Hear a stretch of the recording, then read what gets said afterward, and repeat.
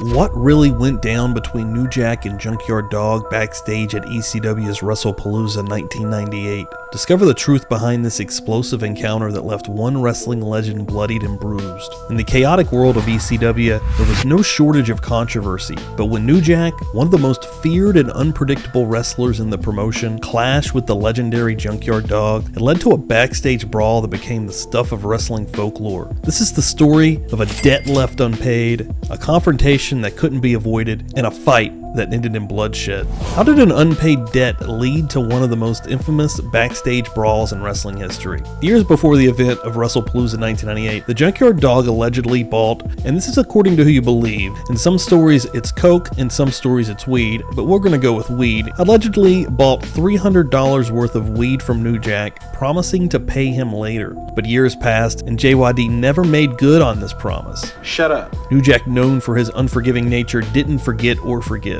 When JYD was brought in to ECW for one night at Wrestlepalooza 1998, New Jack seized the opportunity. Days before the event, JYD talked to Tommy Rich to check on the show. New Jack, overhearing the conversation, grabbed the phone and warned JYD to either show up with money or don't show up at all. JYD defiantly refused, setting the stage for a volatile confrontation. This unpaid debt was more than just about money, it was about respect, and in ECW, respect was often settled with fists. What happens when two larger-than-life personalities collide backstage? On the day of the pay-per-view, Junkyard Dog arrived at the venue and went straight to New Jack, defiantly yelling that he wasn't going to pay him a single penny. Tensions flared as the two exchanged heated words, and it wasn't long before things turned physical. There were conflicting accounts of what happened next. According to some, New Jack sucker punched JYD, catching him off guard and cutting him above the lip. I remember Junkyard Dog was there. I was upset that New Jack punched him. Others claim that JYD fought back, landing blows on New Jack before the two were separated.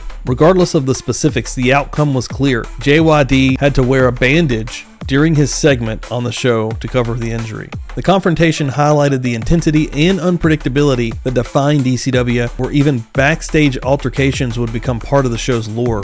What were the lasting consequences of the backstage brawl? After the fight, Paul Heyman, the owner of ECW, tried to smooth things over, but New Jack, out of respect for Heyman, promised not to cause any more trouble during the event, yet the tensions lingered. Some accounts suggest JYD tried to make amends with New Jack, promising to pay him back after the show. Sadly, this would never come to pass. Just a month later, JYD, the Junkyard Dog, tragically died in a car accident, leaving the debt unpaid and the confrontation unresolved. The aftermath of the fight is a reminder of the real-life stakes involved in the wrestling business, where personal grudges and professional relationships often intertwine with possible tragic consequences. The backstage brawl between New Jack and Junkyard Dog at Wrestlepalooza 1998 is one of the most infamous stories in ECW history. It's a tale of a debt unpaid, confrontation that couldn't be avoided, and a fight that left both men scarred in more ways than one. In the world of professional wrestling, where the line between reality and entertainment is often blurred, this incident stands out as a raw and brutal example of the real emotions and tensions that drive the performers behind the scenes. If you enjoyed this video, check out the time that Tommy Rich broke Tommy Young's neck on national television. You can check it out right here.